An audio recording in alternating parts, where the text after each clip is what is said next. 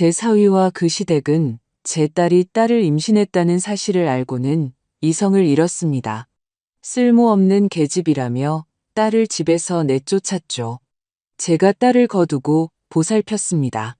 3년 후 전 사위의 가족이 저희 집 문을 두드렸고 그 아이를 보고는 그대로 얼어붙었습니다. 와주셔서 정말 기쁘네요. 늦얼음 장맛비가 내리던 어느 토요일 오후였습니다. 축축하고 서늘한 공기가 서울 변두리의 작은 빌라촌을 감싸고 있었죠. 저는 좁은 부엌에서 손에 밀가루 반죽을 묻힌 채 동그랗고 향긋한 단팥빵을 능숙하게 빚고 있었습니다. 안방에서는 제 두 손주가 만화 영화를 보며 웃는 맑은 웃음소리가 들려왔습니다. 아마도 그 애들이 가장 좋아하는 곰돌이 캐릭터가 나오는 만화였을 겁니다. 그때 초인종이 울렸습니다. 기다림에 익숙하지 않은 사람인 듯 단호하고 조급한 두 번의 벨소리였죠. 저는 반죽 묻은 손을 멈춘 채 잠시 그 자리에 굳어 있었습니다. 심장이 빠르게 뛰기 시작했고 불길한 예감이 스며들었습니다. 낙고해진 앞치마에 손을 닿고 앞으로 닥칠 일을 이미 아는 사람처럼 무거운 발걸음으로 현관으로 향했습니다. 처마 밑으로 문을 열자 번쩍이는 검은색 벤츠 한 대가 대문 바로 앞에 주차되어 있었습니다. 이런 동네에서는 한 번도 본 적 없는 사치스러운 풍경이었죠. 제 앞에는 다시는 보고 싶지 않았던 사람, 전사위인 강민준이 서 있었습니다. 값비싼 양복을 입고 있었지만 어딘가 구겨져 있었고 비에 젖은 머리카락은 이마에 달라붙어 있었습니다. 헬쑥한 뺨을 타고 흘러내리는 빗방울 때문에 예전에 세련된 모습과는 사뭇 다른 분위기를 풍겼습니다. 그는 제 눈을 마주치지 못하고 시선을 아래로 떨구고 있었습니다. 그의 옆에는 그의 부모님인 강대호 회장과 최미숙 여사가 서 있었습니다. 강 회장은 떡 벌어진 어깨와 엄격한 얼굴로 명령에 익숙한 사람처럼 꼿꼿이 서 있었습니다. 최 여사는 늘 그랬듯 새빨간 립스틱을 바른 입술로 계산된 미소를 짓고 있었지만 그 눈빛은 얼음장처럼 차가웠습니다. 그녀의 손에는 고급 와인과 수입 과일로 가득 찬 반짝이는 셀로판지로 포장된 커다란 바구니가 들려 있었습니다. 안녕하세요, 박 여사님. 그녀가 느끼한 목소리로 말했습니다. 비가 너무 많이 오네요. 이 근처를 지나다가 인사나 드릴까 해서 들렀습니다. 마치 화해의 제물이라도 되는 양, 제 호의를 사려는 듯 바구니를 제게 내밀었습니다. 우리 손주가 너무 보고 싶어서요.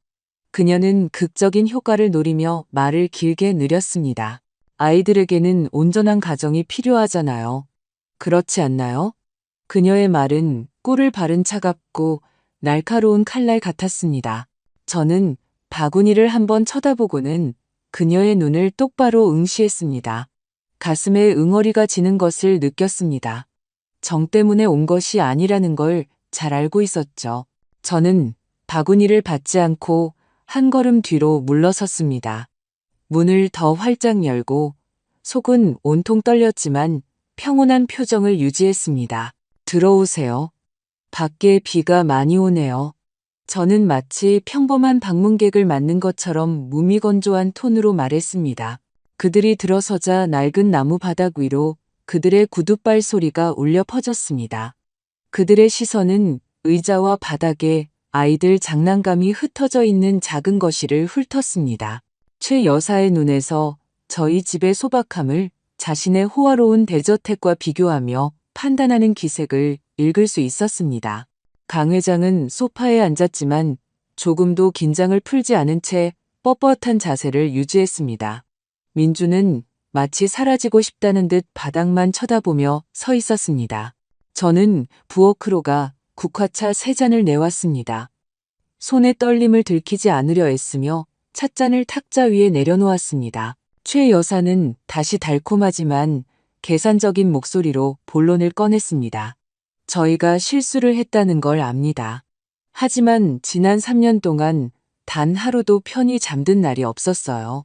그저 우리 손주에게 보상해주고 싶을 뿐입니다. 그녀는 손주라는 단어를 마치 심장을 겨냥한 화살처럼 의도적으로 강조하며 발음했습니다. 그들이 이미 소문을 들었고 지훈이의 존재를 알고 있다는 것을 알 수 있었습니다. 하지만 그들은 모든 진실을 알지 못했고 저는 그들이 원하는 것을 그렇게 쉽게 얻도록 내버려둘 생각이 없었습니다. 저는 희미하게 미소 지었습니다. 온기라고는 전혀 없는 속에서 차오르는 경멸을 감추기 위한 미소였습니다. 그 여자에게 대답하는 대신 저는 몸을 돌려 안으로 들어가며 제 딸 수진이가 들을 수 있도록 큰 소리로 불렀습니다. 수진아, 할아버지 할머니께 인사드리게 아이 좀 데리고 나오너라.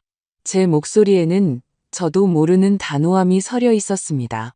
마치 전투를 준비하는 사람처럼 말이죠. 안쪽 방에서 부스럭거리는 소리가 들리더니 침실 문이 열렸습니다. 수진이는 더 이상 두려움을 느끼기에는 너무나 많은 고통을 겪은 사람처럼 평온하지만 단호한 얼굴로 걸어 나왔습니다. 그녀의 품에는 토끼 그림이 그려진 분홍색 잠옷을 입은 제 손녀 하은이가 안겨 있었습니다. 살짝 곱슬거리는 짙은 갈색, 머리카락은 민준을 쏙 빼닮았지만 까맣고 반짝이는 눈은 제 딸을 닮아 있었습니다. 하은이는 방안을 가득 채운 긴장감을 전혀 눈치채지 못한 채 하품을 하며 수진이의 목을 꼭 껴안았습니다. 강씨 집안 세 사람은 그대로 석고상처럼 굳어버렸습니다. 최 여사의 미소는 마치 뺨이라도 맞은 듯 얼굴에 얼어붙었습니다. 민주는 아무 말도 하지 못한 채 입술을 떨며 크게 뜬 눈으로 고개를 번쩍 들었습니다. 늘 침착하던 강 회장조차 당혹감을 감추지 못했습니다. 그는 자신이 보는 것을 믿을 수 없다는 듯 갈라진 목소리로 물었습니다. 뭐, 이게 무슨 소리야? 여자아이잖나. 저는 그 자리에 서서 조용히 그들의 눈을 똑바로 쳐다보았습니다. 그들이 스스로의 추측 속에 가라앉도록 내버려 두었죠. 3년 전 수진이가 눈처럼 새하얀 웨딩드레스를 입었던 그날, 저는 딸의 인생이 마침내 안전한 항구에 닻을 내렸다고 믿었습니다. 강씨 집안의 화려한 정원에서 나무에 매달린 노란 조명들이 꿈처럼 반짝이고 있었습니다. 하얀 장미와 난초가 곳곳을 장식하고 그 달콤한 향기가 공기 중에 떠다녔죠. 저는 딸의 손을 잡고 하얀 자갈길을 따라 제단으로 인도했습니다. 먼저 세상을 떠난 남편을 대신해서였죠. 수진이의 드레스는 길고 우아한 자락을 구름처럼 끌며 부드럽게 바닥에 스쳤습니다. 딸은 행복으로 빛나는 눈으로 저를 바라보았습니다. 민준에게 딸의 손을 건네주며 저는 감정에 북받쳐 갈라지는 목소리로 속삭였습니다. 둘이서 아주 행복하게 살아라. 흠잡을 데 없는 검은색 턱시도를 입은 민준은 진심 어린 눈으로 저를 보며 맹세라도 하듯 단호하게 고개를 끄덕였습니다.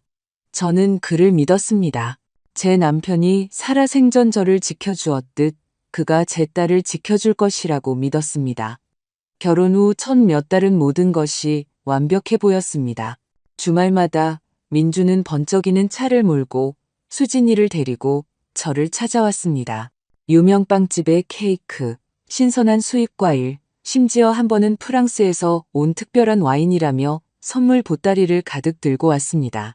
그는 웃고 열정적으로 말하며 가족 사업 이야기와 수진이와 함께 떠나는 꿈 같은 곳으로의 여행에 대해 늘어놓았습니다.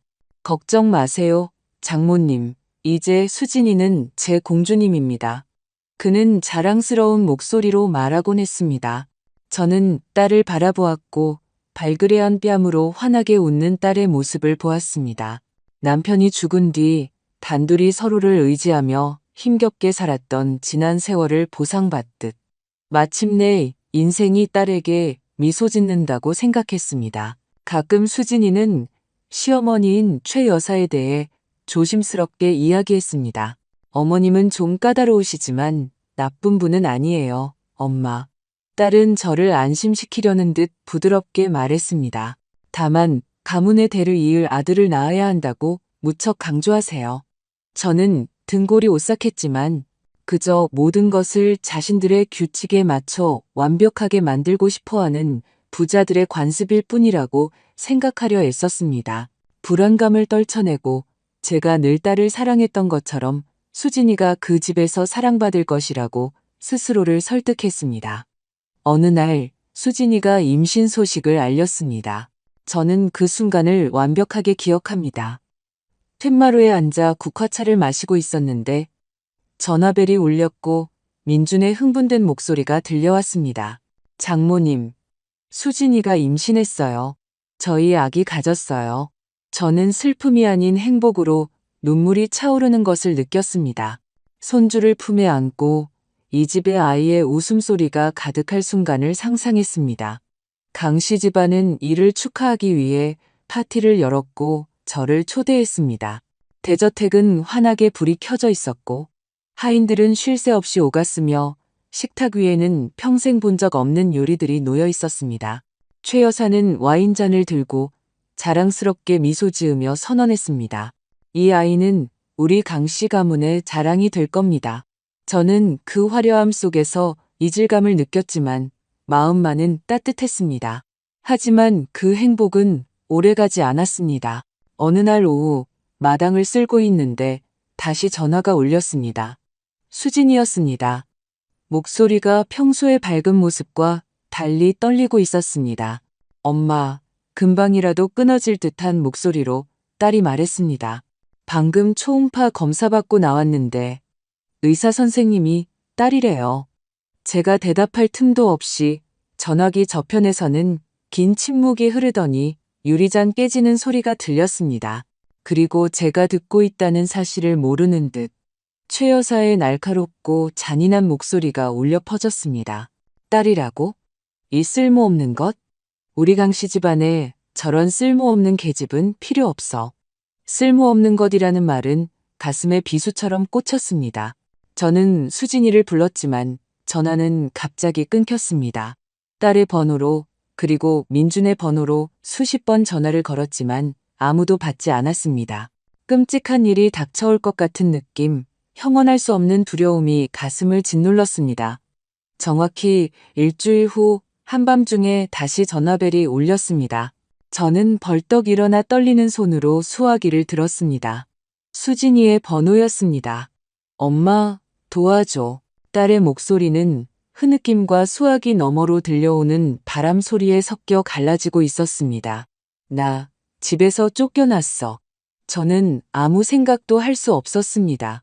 낡은 외투를 집어들고 녹슨 트럭에 올라타 억수같이 쏟아지는 빗속으로 뛰어들었습니다. 비가 너무 세차게 내려 와이퍼가 소용없었지만 상관없었습니다. 오직 평생 지키겠다고 맹세했던 내 딸 수진이 생각뿐이었습니다. 강신의 대저택에 도착했을 때 그 광경은 제 영혼을 얼어붙게 만들었습니다. 배가 제법 부른 수진이가 굳게 닫힌 대문 앞에 무릎을 꿇고 있었습니다. 비에 흠뻑 젖어 머리카락은 얼굴에 달라붙었고 어깨는 가늘게 떨리고 있었습니다. 그녀의 여행 가방은 밖으로 내동댕이 쳐져 있었고 열린 가방에서 나온 아기 옷들이 흙탕물 웅덩이에 둥둥 떠다니고 있었습니다. 그 작은 베네저고리들, 제가 직접 떠주었던 털모자가 이제는 진흙으로 뒤덮여 있었습니다. 2층 창문을 올려다보자 민준의 실루엣이 보였습니다. 커튼이 거칠게 닫히기 전 아주 잠시 동안이었죠. 그는 우리를 마주할 용기조차 없었던 겁니다. 저는 빗속을 달려가 딸을 껴안았습니다. 수진아, 엄마야. 저는 갈라지는 목소리로 속삭였습니다. 제 외투를 벗어 딸에게 덮어주며 추위를 막아주려 애썼습니다. 수진이는 붉게 충혈된 눈과 창백한 얼굴로 저를 올려다보았습니다. 엄마, 미안해. 딸이 흐느꼈습니다. 저는 딸의 말을 끝내지 못하게 하고 몸을 일으키도록 도왔습니다. 눈물을 참으려 했으며 흩어진 옷까지 안아 작은 양말 하나까지 주워 담았습니다. 지금 약한 모습을 보일 수는 없었습니다. 트럭으로 딸을 부축하며 어깨를 잡았을 때 저는 부서지는 마음으로 딸을 굳게 붙들었습니다. 그리고 마음속으로 조용한 맹세를 했습니다. 오늘부터 누구도 다시는 내 딸을 아프게 하지 못할 것이다. 누구도. 수진이를 집으로 데려온 다음 날 저는 곧바로 딸이 쓰던 옛날 방을 청소하기 시작했습니다. 복도 끝에 있는 작은 방, 딸이 젊은 날의 꿈을 키우며 자랐던 곳이었죠. 햇살이 들어오도록 커튼을 걷고 낡은 책상에 먼지를 닦았습니다. 수진이가 벽에 걸어두었던 결혼 사진들을 조심스럽게 치웠습니다. 딸은 아무 말 없이 조용히 저를 도왔습니다. 마치 상처 입은 마음을 접으려는 듯 느린 동작으로 이불을 갰습니다. 처음 며칠 밤 동안 저는 옆방에서 들려오는 수진이의 흐느낌에 놀라 잠에서 깨곤 했습니다.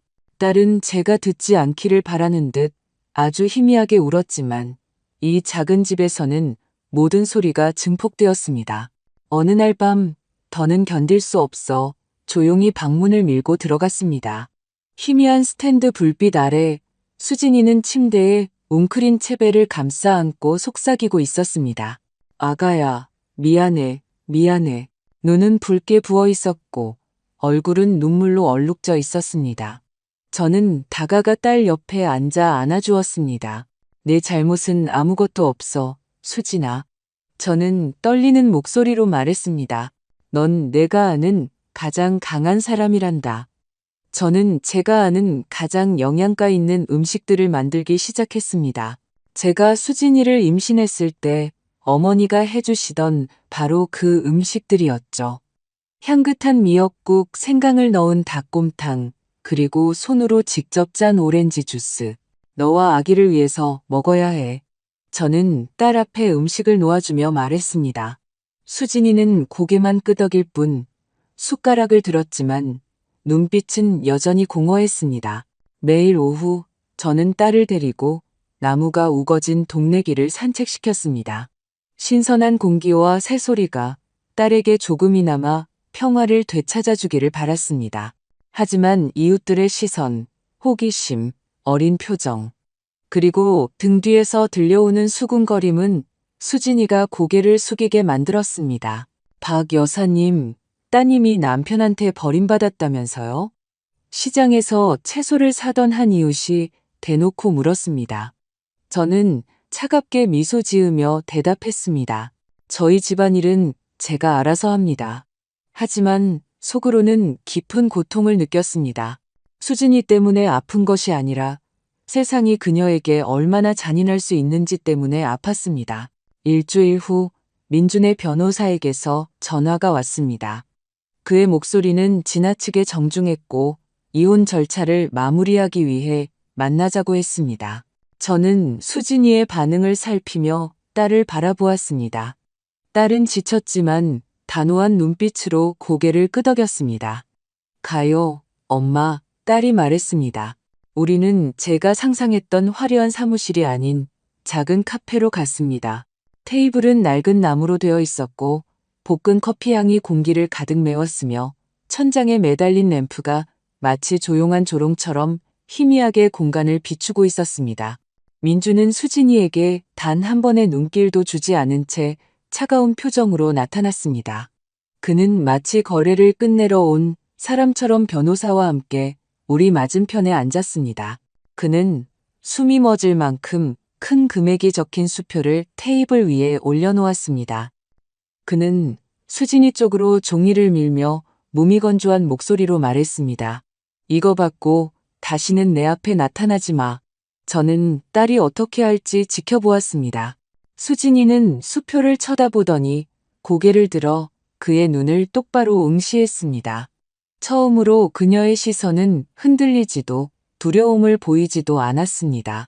당신 돈 필요 없어. 그녀가 맑고 단호한 목소리로 말했습니다. 그녀는 마치 끝을 알리는 듯 단호한 몸짓으로 수표를 다시 밀어냈습니다. 민주는 경멸이 가득한 냉소를 지었습니다. 그는 마치 수진이를 자신의 인생에서 지워버리려는 듯 강하고 메마른 필체로 이혼 서류에 서명했습니다. 떠나기 전 그는 얼음장 같은 목소리로 말했습니다. 나한테 자식 같은 건 없어. 그 아이는 나에게 존재하지 않아. 그의 말은 수진이의 마음에 남아있을지 모를 마지막 희망까지 베어버리는 마지막 일격이었습니다. 저는 딸이 우는 모습을 보지 못하도록 테이블 밑으로 그녀의 손을 꼭 잡았습니다. 몇 달 후 폭풍우가 몰아치던 밤, 수진이와 제가 정성껏 준비한 아기 옷을 개고 있을 때였습니다. 갑자기 딸이 비명을 지르며 배를 감쌌습니다. 엄마, 너무 아파.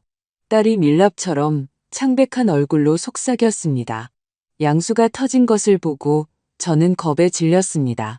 예정일보다 한 달이나 일렀습니다.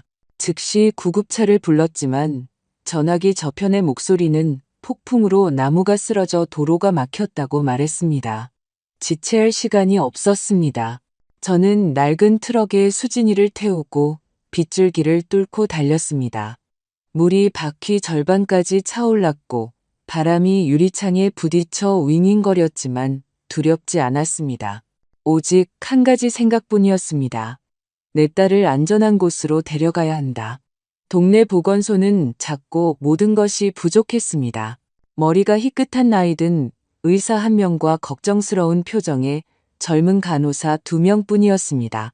분만실은 소독약 냄새가 진동하는 간소한 곳이었습니다. 수진이는 고통에 몸부림치며 제 손을 꽉 잡았습니다.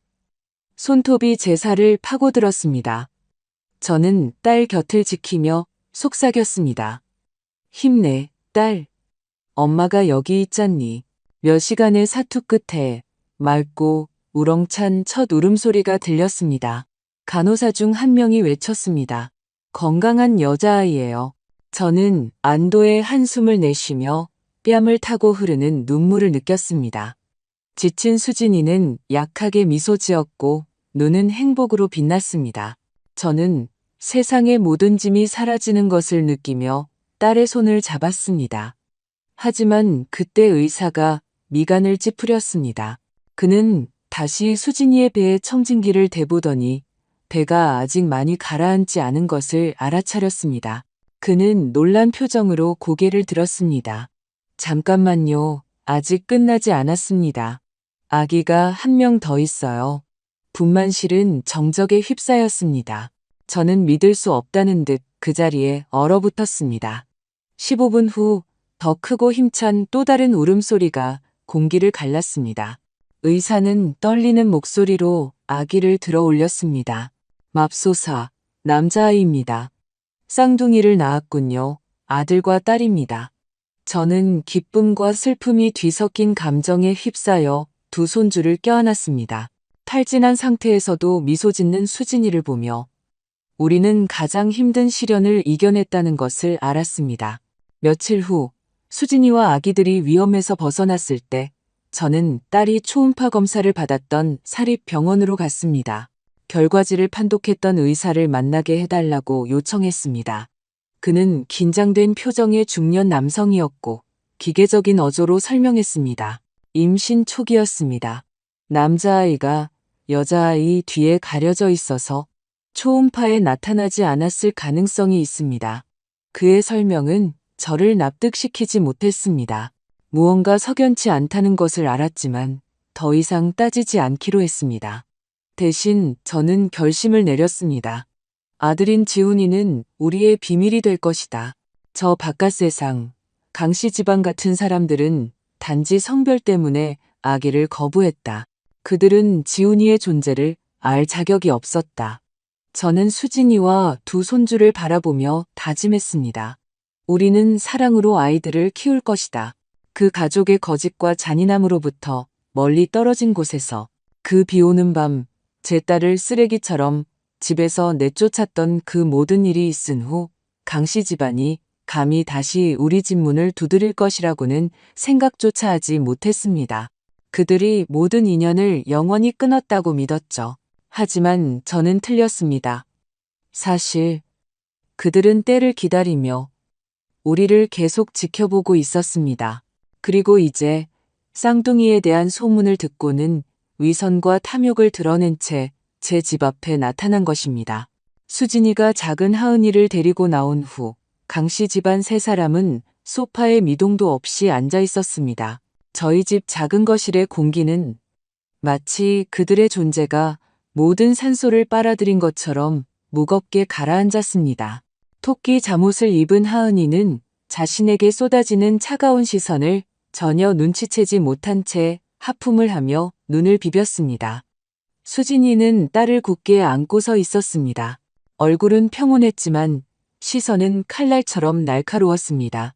딸이 고통을 숨기는 법을 배웠다는 것을 알았지만 하은이를 가슴에 꽉 안는 모습에서 내면의 떨림을 느낄 수 있었습니다. 침묵을 깬 것은 최 여사였습니다. 그녀는 억지로 뒤틀린 미소를 지었습니다. 새빨간 립스틱을 바른 입술이 떨리며 완벽한 모습을 유지하려 애쓰고 있었습니다. 여자아이라니 참 귀엽구나. 그녀는 진심이 결여든 머뭇거리는 말투로 말했습니다. 하지만 그녀의 눈은 하은이에게 오래 머물지 않았습니다. 시선은 만화 영화 소리가 여전히 들려오는 안쪽 방문으로 빠르게 옮겨갔습니다. 그리고는 저를 똑바로 쳐다보며 달콤하지만 날카로운 목소리로 말했습니다. 그런데 수진이가 쌍둥이를 낳았다고 들었는데요. 남자아이는 어디 있죠, 박 여사님? 심장이 오그라드는 것을 느꼈지만 평정을 유지했습니다. 저는 속에서 끓어오르는 분노를 감추기 위해 순간을 길게 느리며 천천히 국화차 찻잔을 테이블 위에 내려놓았습니다. 쌍둥이라니요. 저는 놀란 척 미간을 찌푸렸습니다. 누가 그런 말씀을 하시던가요? 뭔가 오해가 있으신가 봅니다. 저는 수진이를 보고 다시 하은이를 보며 부드럽고 다정한 목소리로 대답했습니다. 제 딸은 이 아이 하나뿐입니다. 그렇지, 딸아? 저는 하은이가 그들이 알아야 할 전부라는 것을 분명히 하려는 듯 하나라는 단어에 힘을 주었습니다. 수진이는 즉시 알아차렸습니다. 딸은 하은이를 굳게 껴안고 말없이 고개를 끄덕였습니다. 얼음처럼 차가운 시선은 한치의 망설임도 없이 맞은편 세 사람에게 꽂혔습니다. 민준의 인내심이 바닥나는 듯 했습니다. 그는 벌떡 일어나 거실을 이리저리 서성거리기 시작했습니다. 그의 번쩍이는 가죽 구두가 나무 바닥을 삐걱거리게 만들었습니다. 젠장. 그가 좌절감에 찬 목소리로 내뱉었습니다. 이 모든 게 헛수고였잖아. 그는 멈춰서서 저를 보았고 이어서 분노와 실망이 뒤섞인 눈으로 수진이를 쳐다보았습니다. 늘 점잖던 강 회장 역시 예의라는 가면을 벗어 던졌습니다. 그가 손으로 테이블을 내리쳤습니다. 소리는 크지 않았지만 하은이가 깜짝 놀라 엄마 품에 더 파고들기에는 충분했습니다. 우리가 여기까지 와서 아무 여자애나 보려고 온 줄 아나. 그는 여자애라는 단어를 마치 모욕을 뱉어내듯 강조하며 으르렁거렸습니다. 우리 손자는 어디 있소, 박 여사? 그의 질문은 마치 그들 스스로가 경멸했던 존재에 대해 요구할 권리가 있다는 듯한 선전포고처럼 들렸습니다. 그의 말은 제 분노에 불을 지폈지만 그 분노는 이내 절대적인 경멸로 바뀌었습니다. 저는 거짓 미소를 짓는 최 여사, 우월감에 젖은 강 회장, 그리고 진실을 마주할 용기조차 없는 겁쟁이 민준을 차례로 쳐다보았습니다. 그들은 뉘우침 때문에 온 것이 아니었고 사랑 때문에 온 것도 아니었습니다. 그들은 지훈이를 위해, 그들의 후계자인 손자를 위해, 그들이 가문의 자랑이라 여기는 존재를 위해 온 것이었습니다. 그들에게 제 작은 손녀 하은이는 그저 존재하지 않는 아이일 뿐이었습니다. 저는 자리에서 일어나 현관문으로 곧장 걸어가 문을 활짝 열었습니다. 차가운 공기가 빗줄기와 함께 들어왔습니다. 저는 그들을 향해 몸을 돌려 차분하지만 단호한 목소리로 말했습니다. 만약 당신들이 적통 손자를 찾으러 오신 거라면 죄송하지만 집을 잘못 찾아오셨습니다. 이곳에는 사랑받는 아이들만 있을 뿐입니다. 저는 출구를 턱으로 가리키며 주저없이 덧붙였습니다. 돌아가시죠. 최 여사는 분노로 얼굴이 붉어졌습니다. 그녀는 벌떡 일어나 저를 손가락으로 가리키며 분노에 떨며 소리쳤습니다. 당신이 어떻게 감히. 하지만 저는 움직이지 않았습니다. 그녀의 눈을 똑바로 쳐다보며 평온한 목소리로 대답했습니다. 감히 할 수 있습니다. 여긴 제 집이고 손주를 물건 취급하는 사람들은 환영하지 않습니다. 제 말은 우리 사이의 강철벽처럼 떨어졌습니다. 최 여사의 눈에서 혼란을, 강 회장의 눈에서 무력함을 보았습니다. 하지만 민주는 그저 가만히 서서 수진이와 하은이를 바라보고 있었습니다. 순간 그의 시선에서 자신이 잃어버린 것을 기억하는 듯한 후회의 빛을 감지했지만 그 빛은 아버지의 차가운 시선에 금세 꺼져버렸습니다. 그들은 선물 바구니를 그대로 둔 채 고개를 숙이고 떠났습니다. 저는 문을 쾅 닫았습니다. 그 건조한 소리는 마치 마지막 선언처럼 울려 퍼졌습니다. 수진이는 제 뒤에서 하은이를 안고 있었고 어깨가 떨리고 있었습니다. 저는 몸을 돌려 두 사람을 껴안았습니다. 하은이의 작은 몸에서 느껴지는 온기와 수진이의 빠르게 뛰는 심장박동을 느끼며 말했습니다. 두려워 마라, 딸아. 속으로는 여전히 떨고 있었지만 저는 단호하게 말했습니다. 다시는 너나 아이들이 상처받게 두지 않을 거야. 강씨 집안이 다녀간 후 몇 주 동안은 거짓된 평온 속에서 지나갔습니다. 제 작은 집은 여전히 하은이와 지훈이의 웃음소리로 가득했지만 불안감을 떨쳐낼 수 없었습니다. 저는 더 조심스러워졌습니다. 예전처럼 아이들을 밖에서 놀게 두지 않았습니다. 아이들을 마당에 데리고 나갈 때마다 주위를 살피며 멀리서 누가 지켜보고 있지는 않은지 확인했습니다.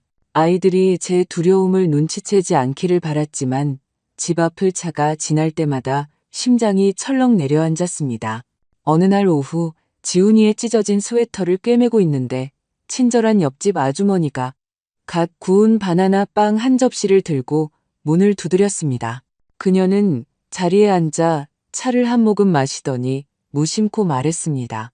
요즘 이상한 남자가 이 근처를 어슬렁거리면서 박 여사님 댁을 묻고 다니더라고요.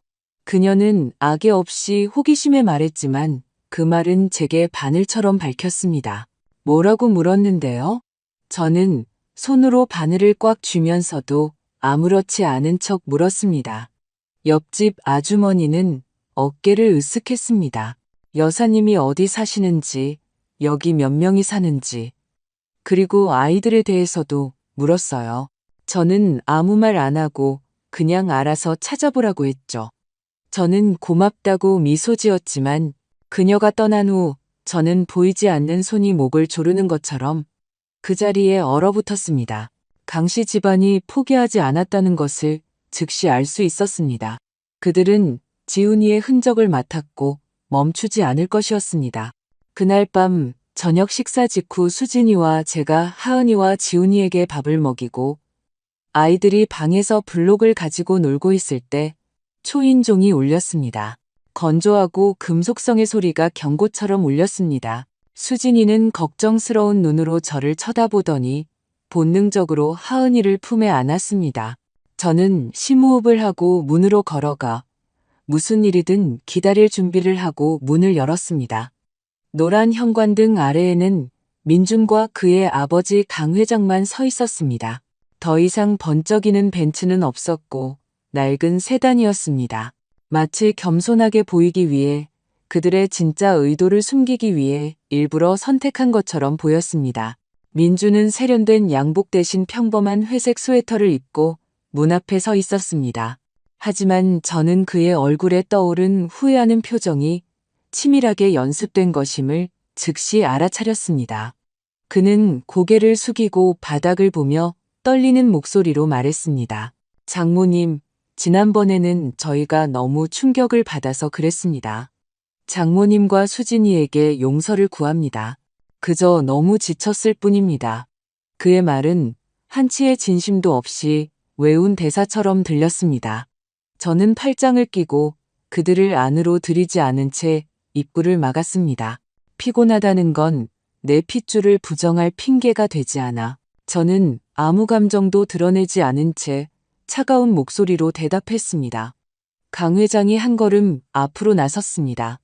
그의 큰 키는 저를 위압하려는 듯 보였습니다. 그의 말투는 차분했지만 위협을 감추고 있었습니다. 우린 이미 다 알고 있소, 박 여사. 수진이가 쌍둥이를 아들과 딸을 낳았다는 걸.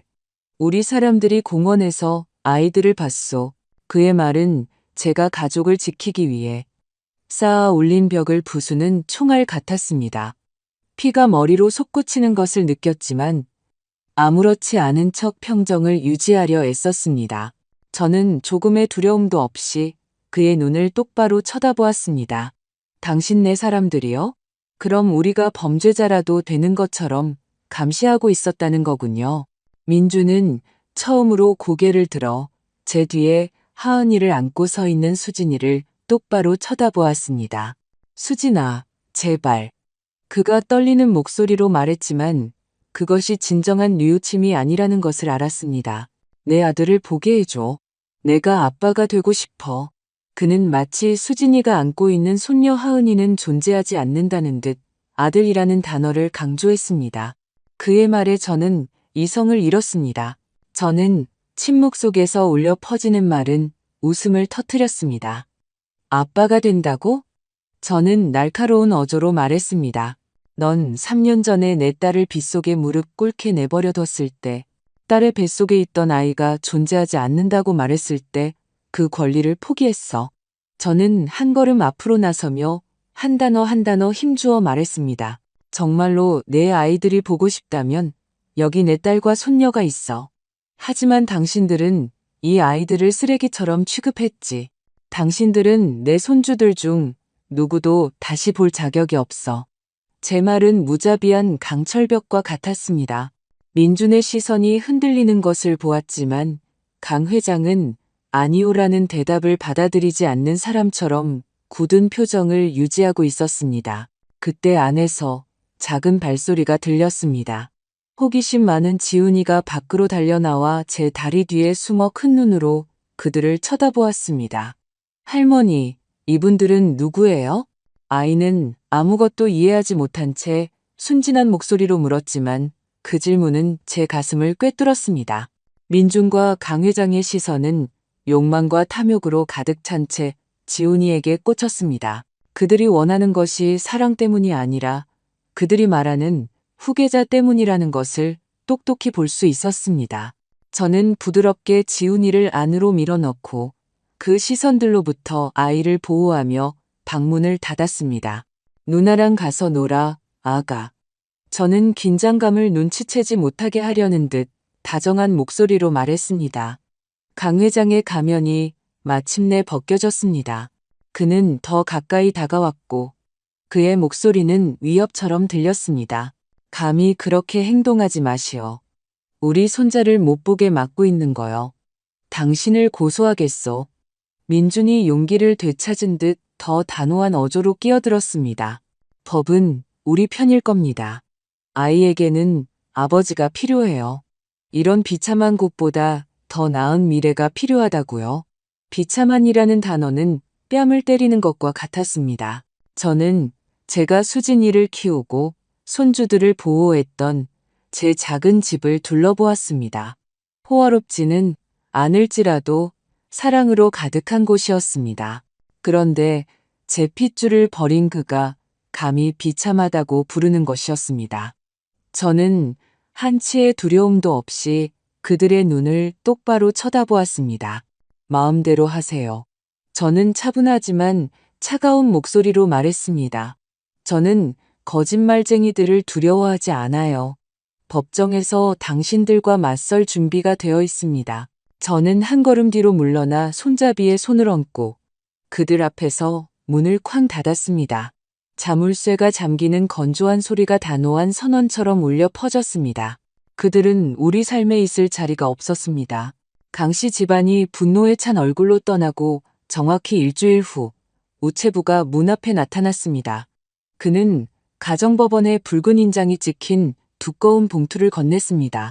저는 심장이 터져 나올 듯 세차게 뛰는 것을 느끼며 봉투를 들고 서 있었습니다. 제가 그토록 두려워했던 것이라는 걸 즉시 알 수 있었습니다. 집으로 들어가 봉투를 열자 소장의 모든 문장이 비수처럼 꽂혔습니다. 강씨 집안은 민준과 지훈이 사이의 친자관계 인정을 요구했고 나아가 강지훈의 완전한 친권과 양육권을 주장했습니다. 마치 자신들이 소유할 수 있는 물건인 양 아이에게 이미 자신들의 성을 붙여놓았더군요. 제 옆에 앉아있던 수진이는 떨리는 손으로 서류를 읽었고 조용한 눈물이 뺨을 타고 흘러내렸습니다. 엄마, 딸이 갈라진 목소리로 속삭였습니다. 저는 딸을 굳게 껴안고 강한 척하려 애썼습니다. 두려워 마라, 수진아. 진실은 우리 편일 거야. 하지만 속으로는 저 역시 떨고 있었습니다. 패배가 두려워서가 아니라 이 싸움이 제 가족을 또 다른 폭풍 속으로 몰고 갈 것이라는 걸 알았기 때문입니다. 다음 날 아침, 지역에서 가장 유력한 신문을 펼치자 충격적인 헤드라인이 눈에 들어왔습니다. 강씨 가문의 비극, 이기적인 할머니, 적통 손자, 만남 방해. 기사에는 치밀하게 준비된 사진이 함께 실려 있었습니다. 초췌한 모습의 민준이 나이든 부모님 옆에 앉아 있었고 최 여사는 값비싼 손수건으로 눈물을 닦고 있었습니다. 기사 내용은 완전한 거짓말이었습니다. 그들은 지훈이의 존재에 대해 속았다고 주장했고 화해를 시도했지만 수진이와 제가 막았다고 했습니다. 더 최악인 것은 우리가 부유한 그들 가족에게서 돈을 뜯어내기 위해 아이를 데리고 있다는 뉘앙스를 풍겼다는 점입니다. 저는 분노가 치밀어 오르는 것을 느끼며 신문을 구겨버렸고 그 분노는 이내 깊은 슬픔으로 바뀌었습니다. 그들은 지훈이를 빼앗으려 할 뿐만 아니라 우리의 명예를 훼손하고 세상 사람들 앞에서 우리를 탐욕스럽고 잔인한 사람으로 만들려 했습니다. 기사의 여파는 즉시 나타났습니다. 그날 아침, 하은이와 지훈이를 데리고 시장에 갔습니다.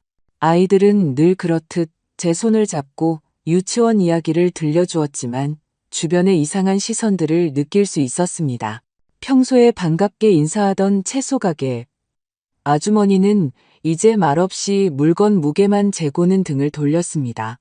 근처 과일 가게 아저씨는 손님에게 수군거렸습니다. 욕심도 많지 부자들한테 돈 뜯어내려고 애를 붙잡고 있다잖아. 모든 말이 심장의 바늘처럼 밝혔습니다. 저는 아이들이 아무것도 눈치채지 못하도록 억지 미소를 지으며 하은이와 지훈이의 손을 꽉 잡았지만 속으로는 영혼이 무너져 내리는 것 같았습니다. 집으로 돌아오는 길에 지훈이가 순진하게 물었습니다. 할머니, 왜 오늘 채소 가게 아줌마가 사탕 안 줬어요? 저는 그저 아이의 머리를 쓰다듬으며 갈라지는 목소리로 대답했습니다. 사탕이 다 떨어졌나 보다. 내일 할머니가 사줄게. 하지만 속으로는 그것이 사탕의 문제가 아니라 세상의 편견 때문이라는 것을 알고 있었습니다. 책과 이야기 속에서 기쁨을 찾던 원래 독서 모임은 보이지 않는 경계선이 되어버렸습니다. 평소 저를 차에 초대하던 회장님은 갑자기 그날의 주제를 가문의 혈통의 중요성으로 바꾸었습니다. 옛 친구들은 제 눈을 피했고 몇몇은 제가 지나갈 때 수군거렸습니다. 몇 분 더 머물러 보려 했지만 분위기는 견딜 수 없었습니다. 저는 일어나 짐을 챙겨 모임 중간에 나왔습니다.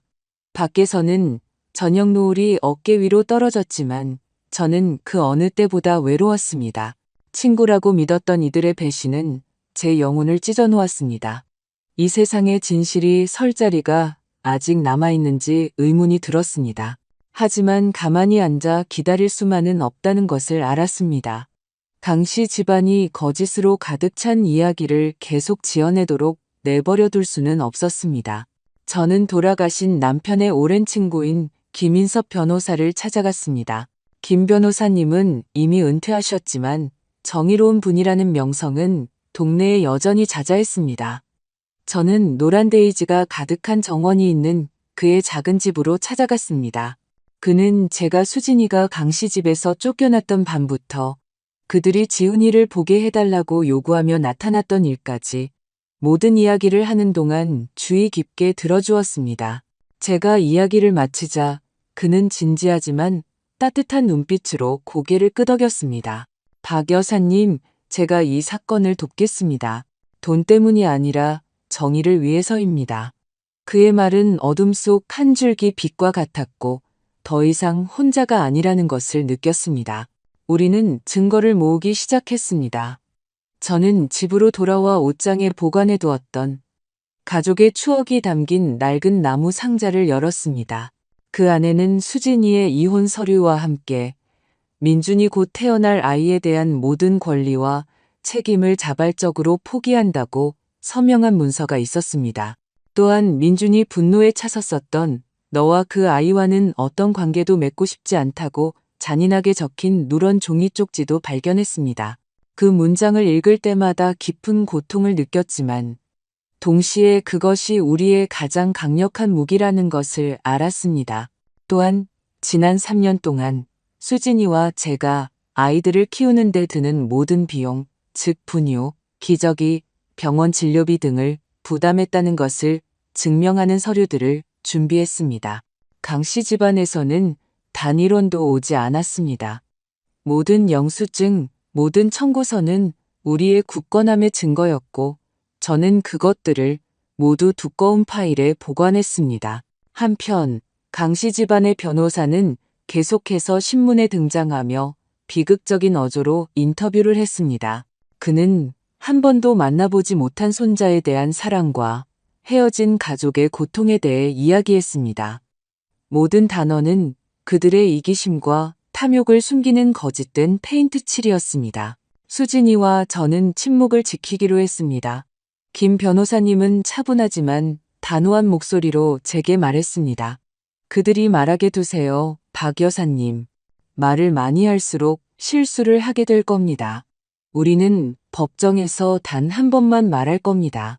그의 말은 제게 힘을 주었지만 걱정은 여전히 남아 있었습니다.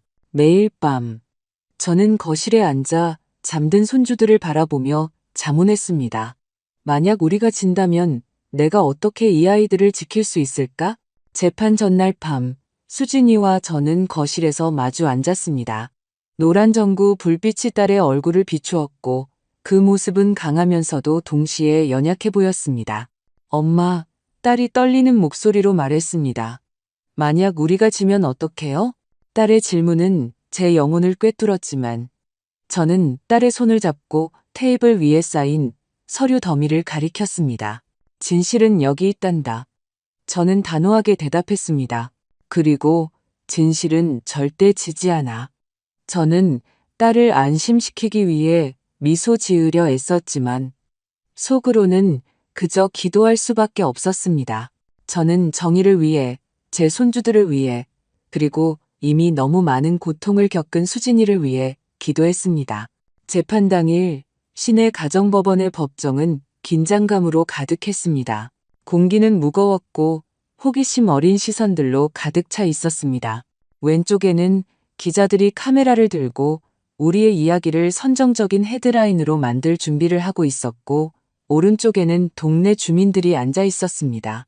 예전에는 친절했던 몇몇 사람들은 이제 제게 등을 돌리고 있었습니다. 그들이 수군거리고 손가락질하는 것을 보며 가슴에 응어리가 졌습니다. 수진이, 김 변호사님, 그리고 저는 첫 줄에 앉았습니다. 수진이는 제 손을 꽉 잡고 있었습니다. 얼음장처럼 차가운 그녀의 손가락은 제게서 안식처를 찾고 있었습니다. 저 역시 평정을 유지하기 위해 애쓰면서도 딸에게 평온함을 전해주려 부드럽게 손을 쓰다듬었습니다.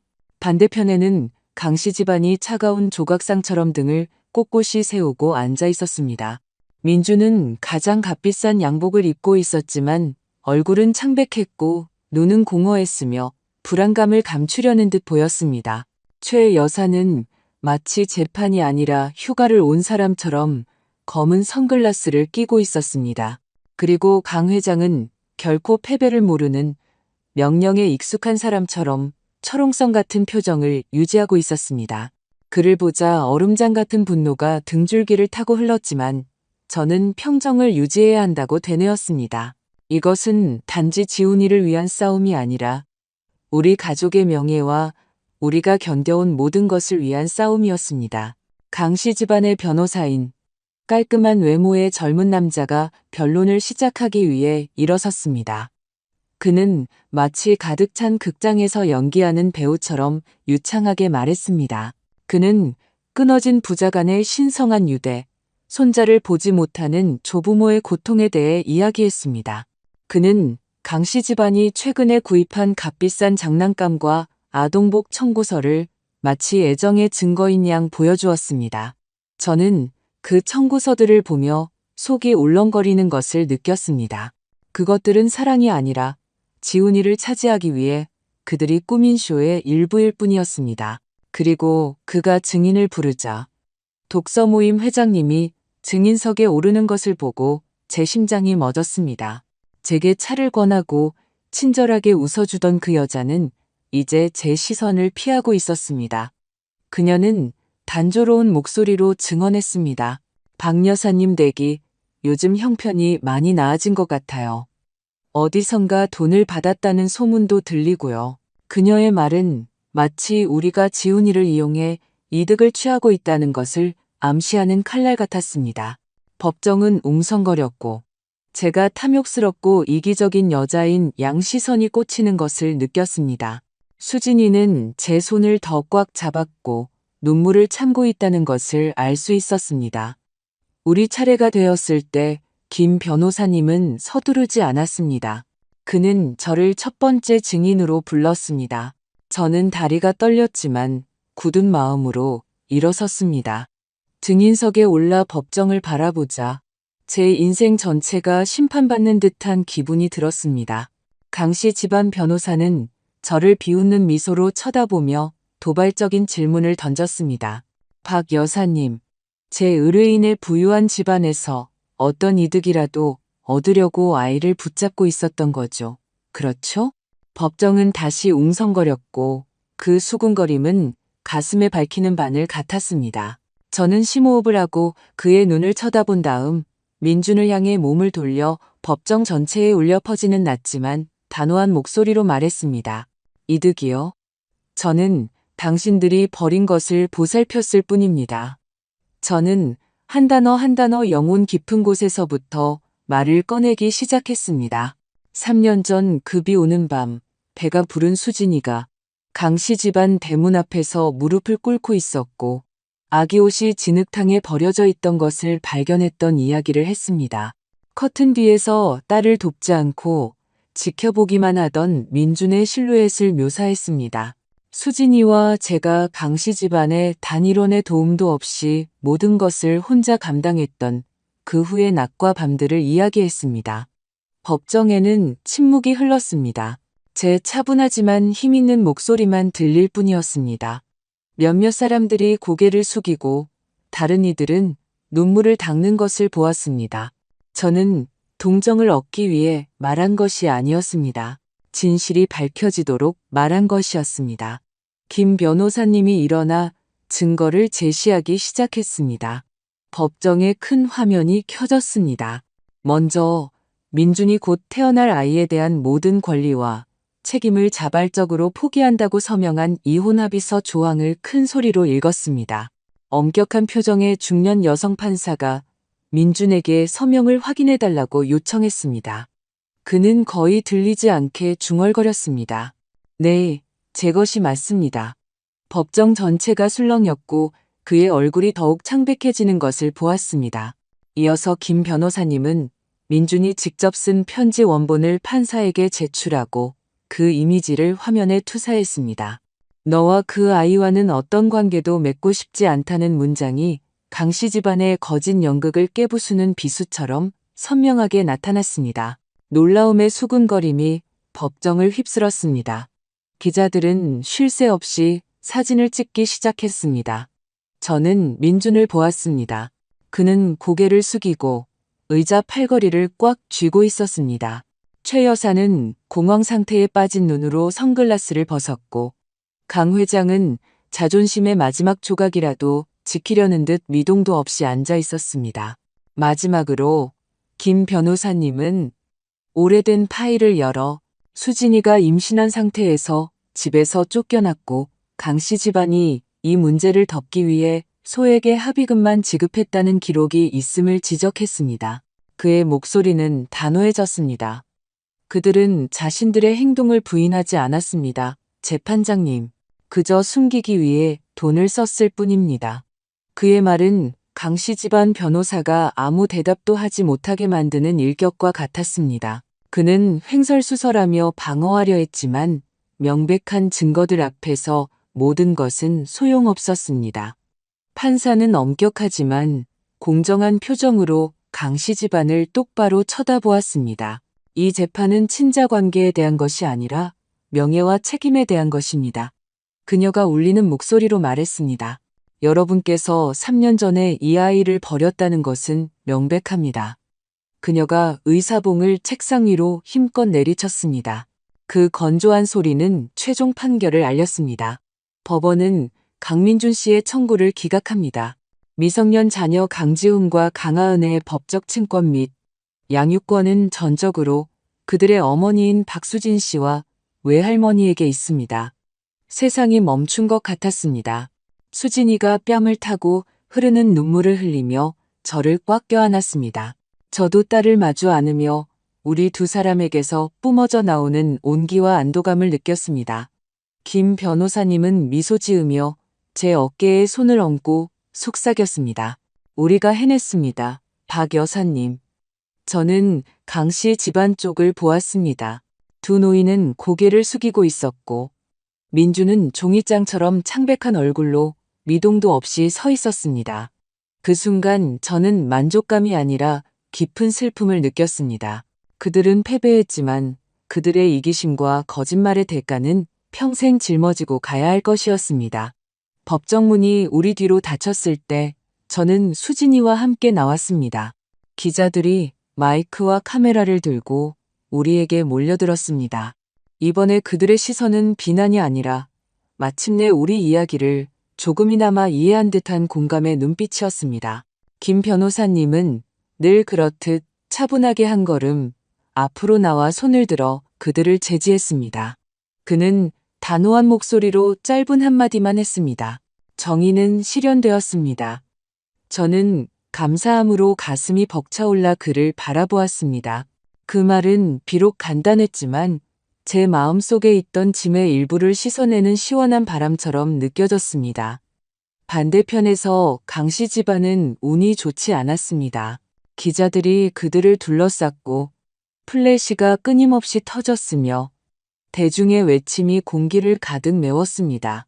잿빛 얼굴의 민주는 인파를 헤치고 나가려 했었고 강 회장과 최 여사는 경호원의 도움을 받아야 겨우 차에 탈 수 있었습니다. 저는 고개를 숙이고 떠나는 그들을 지켜보았고 다시 한번 즐거움이 아닌 깊은 슬픔을 느꼈습니다. 그들은 스스로 무덤을 팠고 이제 그들의 이기심과 기만의 대가를 치러야 했습니다. 다음 날 아침 저는 일찍 일어나 국화차를 한 잔 타서 지역에서 가장 큰 신문을 펼쳤습니다. 헤드라인이 눈에 들어왔습니다. 강씨 가문 사건의 진실. 성차별과 유기로 인한 면접 교섭권 박탈. 기사는 우리가 제시한 반박할 수 없는 증거들부터 강씨 집안 변호사의 서투름까지 재판 과정을 상세히 기술하고 있었습니다. 수진이가 집에서 쫓겨났던 밤, 민준의 독이 가득한 자필 편지, 그리고 강씨 집안이 여자아이라는 이유로 하은이에게는 전혀 관심을 보이지 않았다는 진실까지 진짜 이야기가 드러나 있었습니다. 저는 분노 때문이 아니라 마침내 진실이 인정받았다는 생각에 떨리는 손으로 기사를 읽었습니다. 그들이 더럽히려 했던 우리 가족의 명예가 이제 제자리를 찾은 것입니다. 강씨 집안에 대한 결과는 제가 상상했던 것보다 더 빨리 찾아왔습니다. 며칠 후 강씨 건설사의 중요한 해외 파트너사가 리더십의 윤리가 결여된 기업과는 협력하지 않는다는 명확한 이유를 대며 계약 취소를 발표했습니다. 주가는 폭락했고 다른 투자자들도 자금을 빼기 시작했다는 소문이 들렸습니다. 자신의 지위를 그토록 자랑스러워하던 강 회장은 이사회 의장직에서 사임해야 했습니다. 그의 자존심에 대한 직접적인 타격이었습니다. 늘 체면을 중시하며 살았던 최 여사는 정말로 병이 났습니다. 그녀는 집 밖으로 나가지 못했고 마치 비난의 시선을 피하려는 듯 모든 사회적 접촉을 끊었습니다. 저는 동정심을 느끼지는 않았지만 기쁨도 느끼지 않았습니다. 그들은 자신들이 뿌린 것을 거둔 것이고 저는 그저 우리 가족을 내버려 두기를 바랄 뿐이었습니다. 하지만 민주는 뉘우치기는커녕 더욱 앙심을 품었습니다. 그가 공개적으로 망신을 당하고 모든 것을 빼앗겼다고 느꼈다는 소식을 들었습니다. 그와 같은 사람에게 실패는 결코 쉽게 받아들여지지 않는 법이죠. 몇 달 후 상류사회에서는 이런 소문이 돌았습니다. 강민준 대표, 국내 유력 은행장 외동딸 윤서연 양과 약혼. 그의 결혼식은 수진이와의 결혼식보다 10배는 더 호화로웠습니다.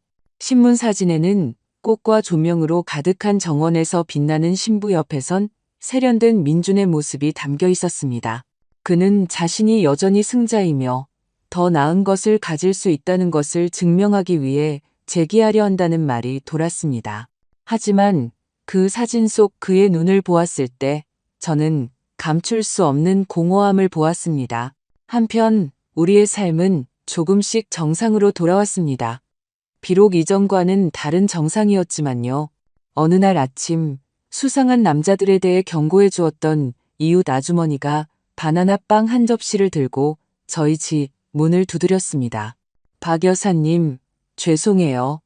그녀가 죄책감 가득한 눈빛으로 말했습니다. 제가 신문의 거짓말을 믿었어요. 제가 틀렸어요. 저는 미소 지으며 빵 접시를 받고 차를 마시자고 초대했습니다. 독서 모임의 여성들도 다시 연락을 해오며 모임에 초대했습니다. 그중 한 명인 박 선생님은 제게 의심했던 것이 부끄럽다고 쓴 손편지를 보내기도 했습니다.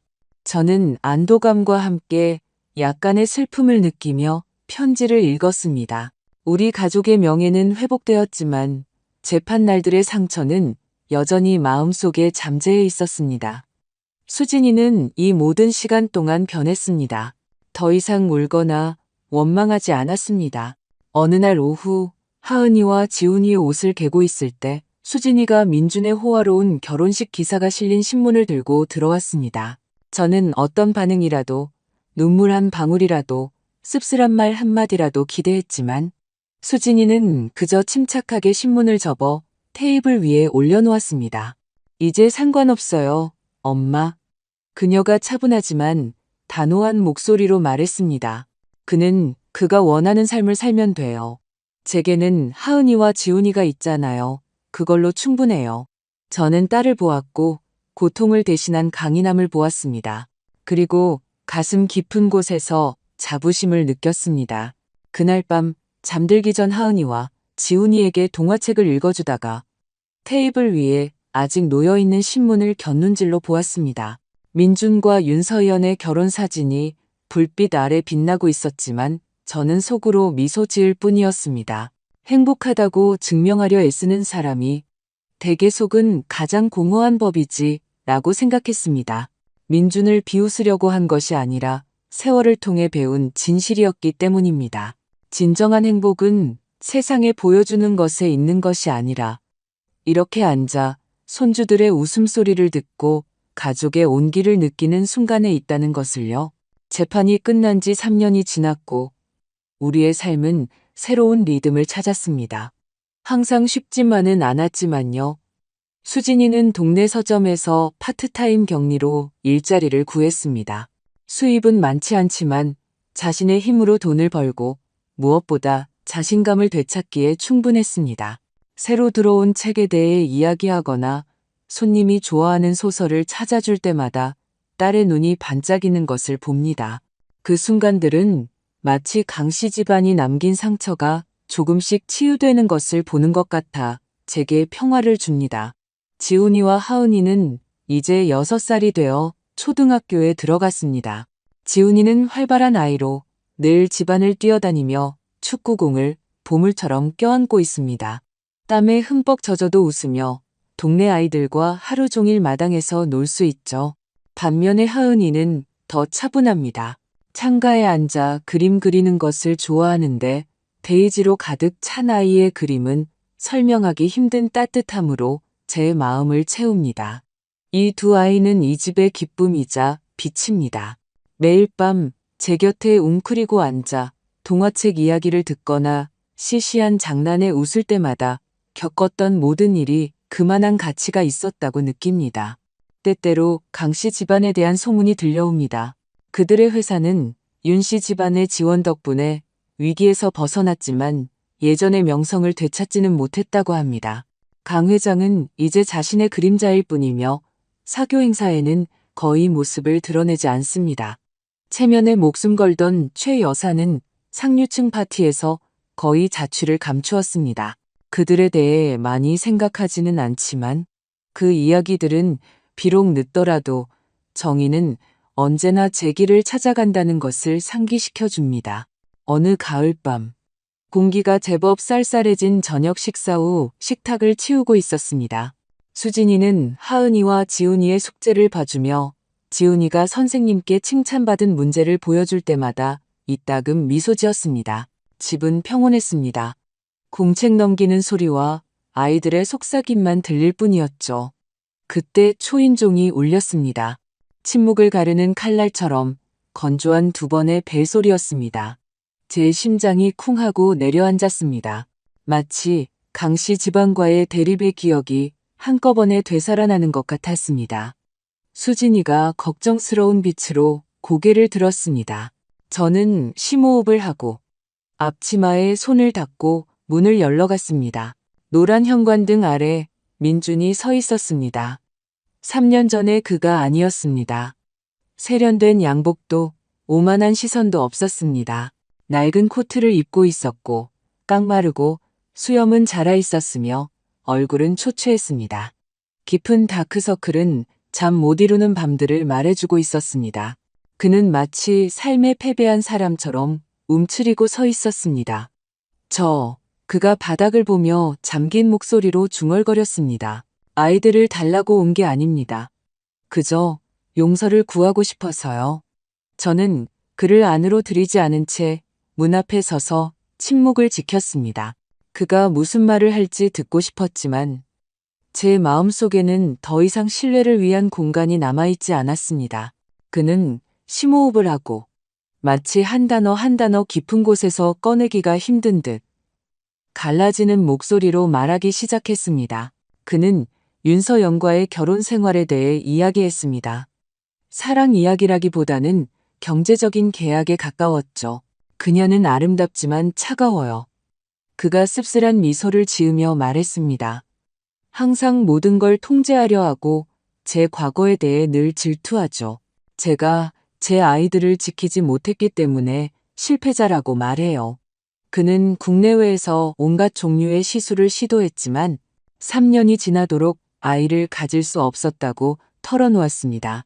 의사는 문제가 윤서연에게 있다고 했지만 강씨 집안은 그녀의 아버지가 소유한 은행에 회사가 의존하고 있었기 때문에 감히 그녀와 맞서지 못했습니다. 그는 자신의 호화로운 저택을 웃음도 온기도 없는 차가운 무덤이라고 묘사했습니다. 매일 밤 그가 갈라진 목소리로 말했습니다. 텅 빈 방에 누워 아이들의 웃음소리를 들어요. 지훈이와 하은이를 상상해요. 처음으로 아빠라고 부르고 첫걸음말을 떼는 모습을요. 그 모든 것을 제 손으로 망가뜨렸어요. 그는 헬쑥한 뺨을 타고 흐르는 눈물과 함께 애원하는 눈으로 고개를 들었습니다. 저는 모든 것을 가졌었습니다. 그가 말했습니다. 그리고 저와 제 가족의 어리석음 때문에 모든 것을 잃었죠. 용서받을 거라 기대하지 않습니다. 장모님, 그저 멀리서라도 아이들을 보고 싶습니다. 단 한 번만이라도요. 그의 말은 기도처럼 들렸지만 저는 연민을 느끼지 않았습니다. 그를 미워해서가 아니라 용서는 제 몫이 아니라는 것을 알았기 때문입니다. 저는 집 안으로 몸을 돌려 부드럽게 불렀습니다. 수진아, 이리 좀 와보렴. 수진이는 여전히 하은이를 품에 안고 나왔습니다. 아이는 아무 표정 없이 민준을 쳐다보았습니다. 아이의 평온함은 어떤 분노보다 더 무서웠습니다. 민준은 고개를 숙인 채 마치 판사 앞에 선 죄수처럼 딸을 바라보았습니다. 수진아, 그가 중얼거렸지만 딸은 그의 말을 끝내지 못하게 했습니다.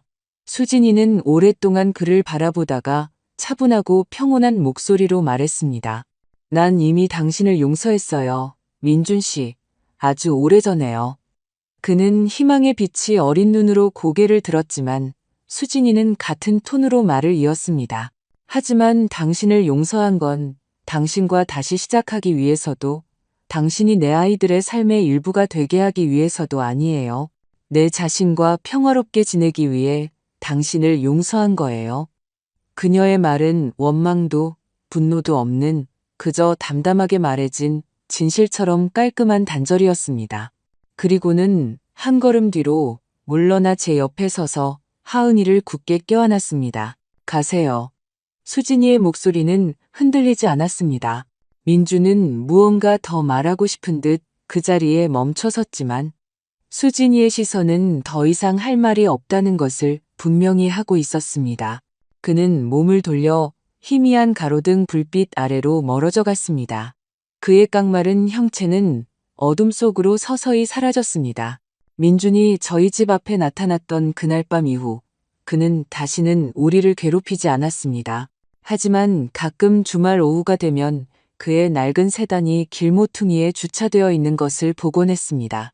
그는 결코 문을 두드리지도 아무것도 요구하지도 않았습니다. 그저 나무 울타리 근처에 서서 몇 가지 물건을 두고 갈 뿐이었습니다. 무선 조종 자동차, 색연필 세트, 혹은 하은이와 지훈이가 좋아하는 과자 상자 같은 것들이었죠.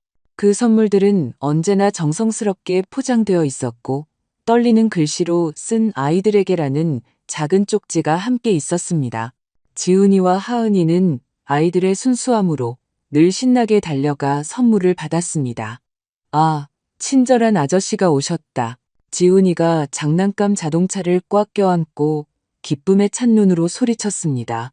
하은이는 색연필 상자를 들고 수줍게 감사합니다라고 중얼거린 뒤 제게 와서 자랑했습니다. 할머니, 오늘 선생님이 저 그림 잘 그린다고 칭찬해 주셨어요. 민주는 그저 서서 미소 지었지만 그 미소는 슬펐고 눈가는 축축했습니다.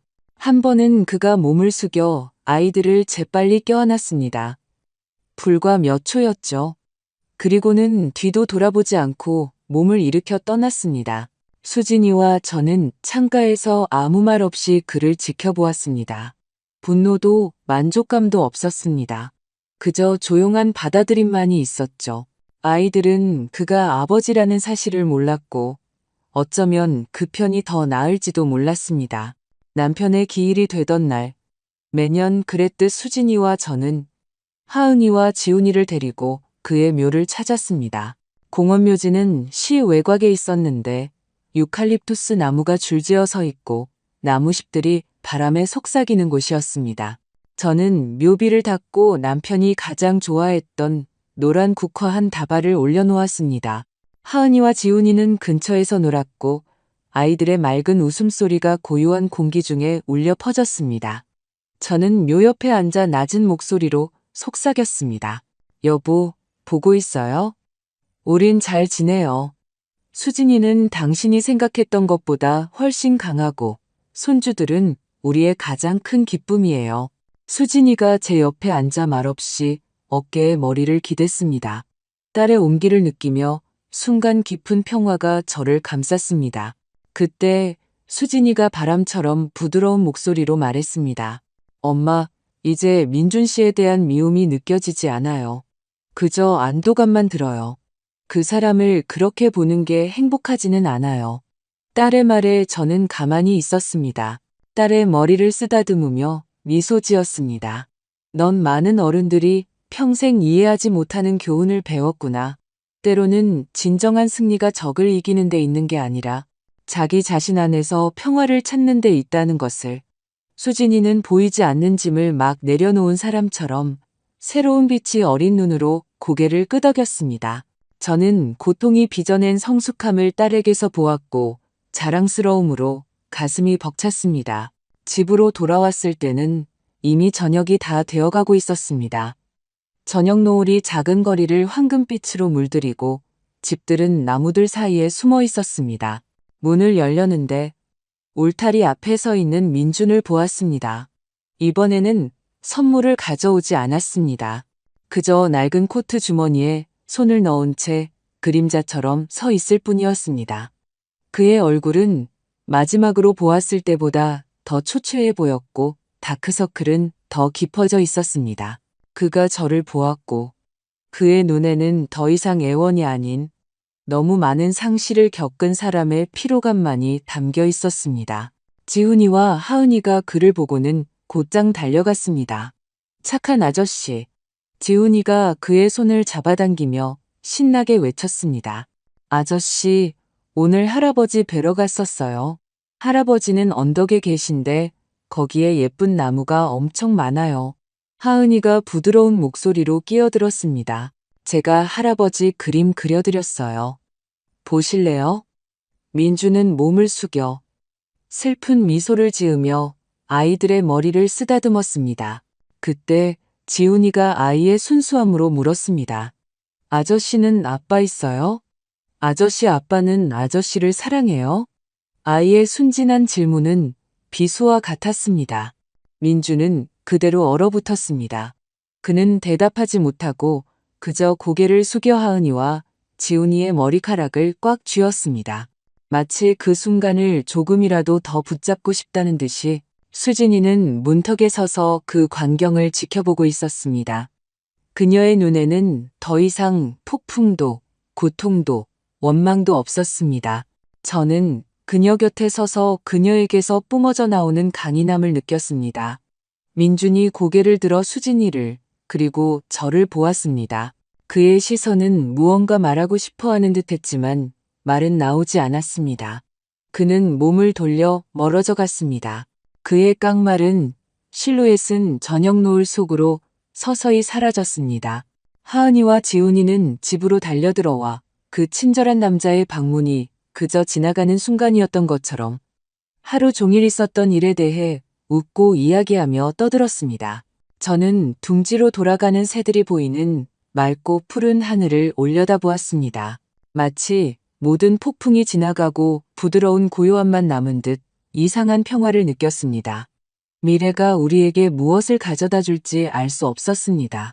민준이 계속해서 주말마다 와서 멀리서 자기 아이들을 지켜볼까요? 언젠가 하은이와 지훈이가 아버지에 대한 진실을 알게 될까요? 저는 모릅니다.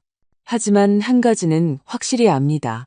우리는 폭풍을 이겨냈고 고요함 속에서 우리만의 안식처를 찾았다는 것을. 집으로 들어가 아이들과 놀아주는 수진이를 보았고 웃음소리가 공간을 가득 채웠습니다. 저는 미소 지었습니다. 그들 곁에 앉아 바깥 세상이 어떻게 변하든 우리 가족이 함께라는 사실에 마음속으로 감사했습니다. 우리가 겪은 모든 일 후에 저는 올바른 길을 선택하는 사람들에게 인생은 결코 쉽지 않다는 것을 이해했습니다. 하지만 고통 속에서 강하다는 것이 무엇을 의미하는지 배우게 됩니다.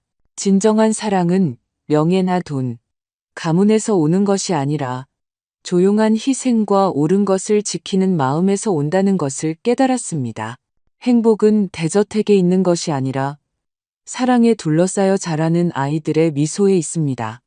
용서는 약함이 아니라 증오의 사슬에서 자신을 해방시키는 것입니다.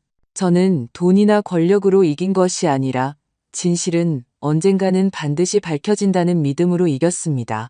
그리고 제가 배운 가장 소중한 것은 한 명의 어머니나 할머니가 가족을 지키기 위해 일어설 때 세상의 어떤 힘도 그녀를 무너뜨릴 수 없다는 것입니다.